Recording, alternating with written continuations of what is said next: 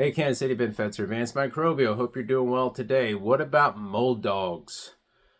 Let's get into it. For about 10 years, I've kind of observed this bit of a trend where they're being used more and more. People are training them. Mold professionals are buying dogs that have been trained, or they're training them themselves, sending them to a trainer, whatever and however it works. They end up using these animals to do inspections and find mold. And I'll tell you, I have come behind them and done the contracting, the remediation, and there has been mold where the dog said there was mold. Okay, windows, for example, open the window up, down below the window there is mold, just like the dog said there was. Props to the dog.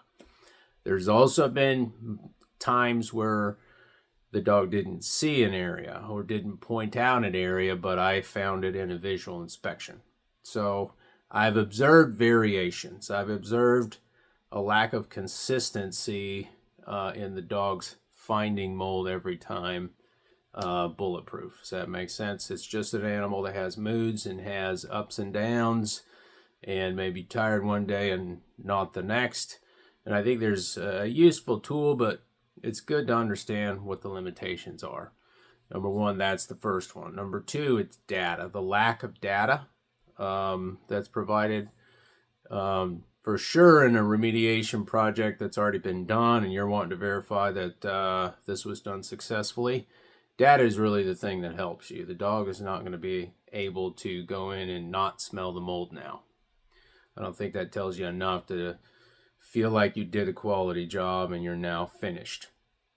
So data is the biggest downfall of using the dogs for environmental services. It won't be able to replace the environmental company who's actually pulling samples and getting data. That is more bulletproof and scientific and consistent. So props to all the guys who figured out how to use dogs. It's interesting and cool, and everyone likes dogs, so great. I think that's cool. There is just limitations in the way it's applied to the mold industry as I see it. Hope that helps. Ben Fetzer, Advanced Microbial, moldkc.org. Have a good day.